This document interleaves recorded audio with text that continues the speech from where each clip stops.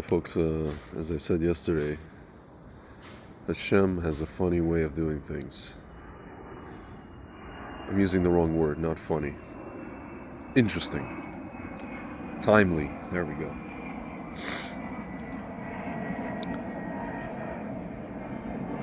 Charlie Kirk had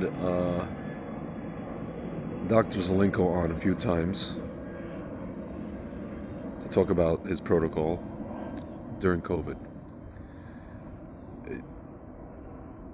Why is that significant? He also eulogized Dr. Zelenko when Dr. Zelenko passed away.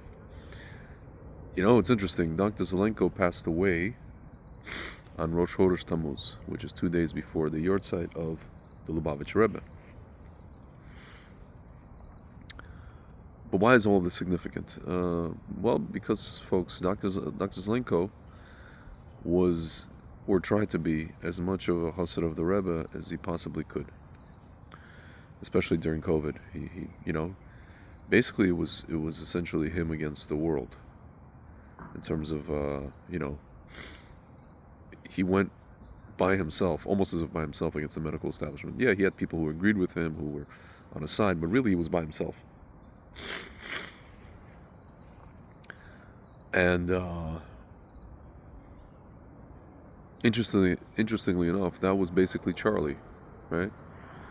Whatever he was doing it essentially by himself, the way that he was doing it, right? It made both Charlie and Dr. Zelenko people who wanted to emulate, or who emulated, didn't want to, they just did it, Avram Avinu, as much as humanly possible. And you don't need to be a Jew to emulate Avram Avinu, right? Avraham Avinu, his name means the father of many nations. Avram. And, the hay was added for Hashem later on. Interestingly enough, guys, yesterday, the day Charlie got shot, was the 17th of the month of Elul. 17 is Gematria Tov. It's Gematria good, the number 17. And you guys could ask, how can you say that yesterday was good? My friends, when things like this happen, in Judaism we say Gamzul Tova. This too is for the good. People like to say it's for the best. It's not for the best, it's for the good, for the ultimate good, which we will see later on. We don't see it now, because right now it just seems dark, right? Okay, 17th of Elul.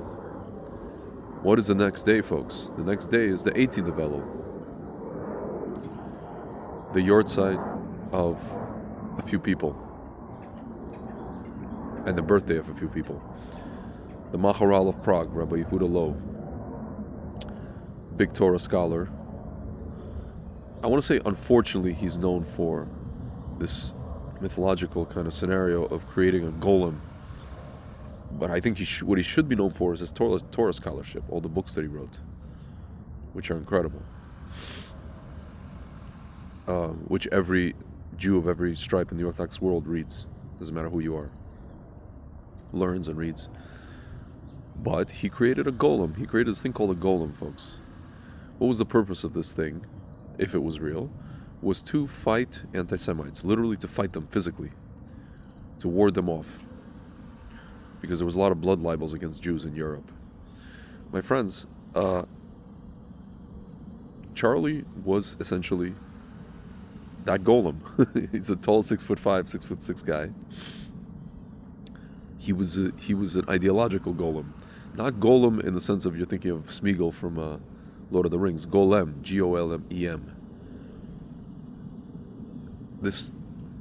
He was human. In this case, he was human. He wasn't like some figure molded of clay, right? But he was like a good golem. He would just walk around, different towns, defending Jews, defending Israel. And then we get to the Baal Shem Tov, the yahrzeit of Baal Shem Tov. Baal Shem Tov was a rabbi, who in a way also went against the world, particularly the world that he lived in, the Jewish world. And he was of the opinion that every single Jew, every single simple Jew who wasn't necessarily a Torah scholar should be able to somehow connect to God. So he walked around from town to town, connecting people to God in a very, shall we say, raw way. That was his legacy. And he's the person basically from whom all of the Hasidic movement got started. Every group that you see, Chabad, all these different groups, Breslov, I don't know, Bobov, Satmar, all the groups that you see of Hasidism started from him. Like genealogically started from him, ideologically started from him. Forgive me for saying this, I think the two groups, Chabad and Breslov, are the ones that carry his torch the most in terms of spreading the wisdom of Hasidus to Jews, and also non-Jews if they want. So folks, Charlie Kirk is a good company. Dr. Zelenko, the Baal Shem Tov, the Maharal. I mean, this is... And then today, incidentally, this year, it's the 18th of Elul, and it's also September the 11th. Where, as far as I can remember, when that happened, that event happened, the country came together I don't know the last time the country came together like that. Probably Pearl Harbor. I'm not sure, I wasn't alive back then.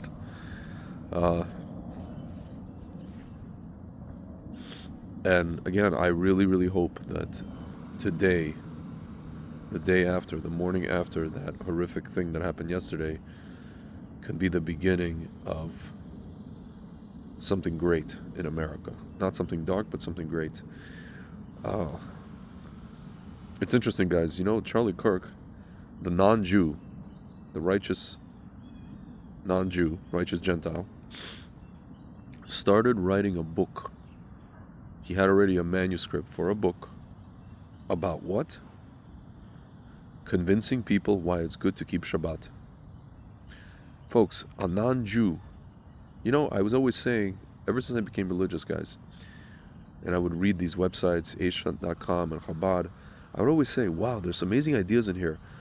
It's incredible to me that these ideas haven't gotten out, you know, to the Jewish world, much less the world, to the Jewish world, you know, have not been made public in social media, in the media, have not been popularized. Folks, I hate to say it, but I think it's going to take a Gentile, in the words of Jackie Mason, it's going to take a Gentile to bring us Shabbos. Folks, it's literally going to take us a Gentile to bring, writing a book about Shabbat, to bring Shabbat to Jews. Ironic, huh? And I guarantee you guys, when that book comes out, if it comes out, B'ezrat Hashem, it should, even in some whatever form, you know, whatever was written there. I don't know if he finished it, but whatever's there should be released, and it will be gangbusters, my friends. And I suspect that a lot of Jews will pick it up and a lot of non-Jews, and I think you know, my friend Frank has a theory, which I don't know. Listen, I can't corroborate his theory, that a lot of people in America are part of the lost tribes. It's entirely possible. I don't dismiss it out offhand. And folks, right now we think it's dark, and we feel, you know, kind of like lost, and we don't know what's going to happen, and we hope, you know, there's not going to be continued violence and all that kind of thing. But I can tell you guys, right now is an enormous opportunity for America, and really just for the world. It's an enormous opportunity.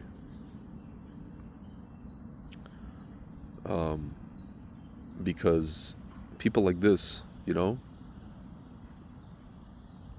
they don't come along often, and there's work that they do where they don't know it, but they're basically emulating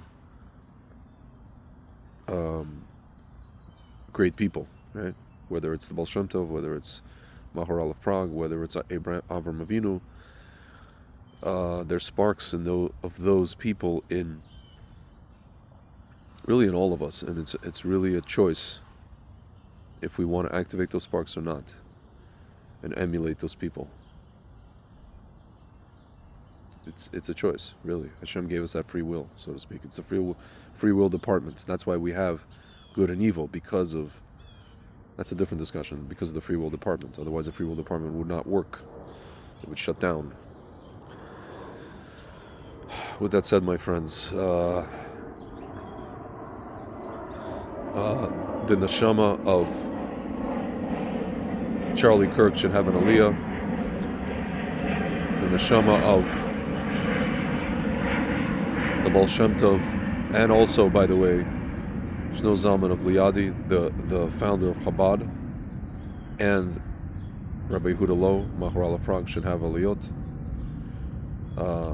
Dr. Zelenko's neshama should have an aliyah, and we should only know simcha, joy, from here on in. Talk to you soon, guys.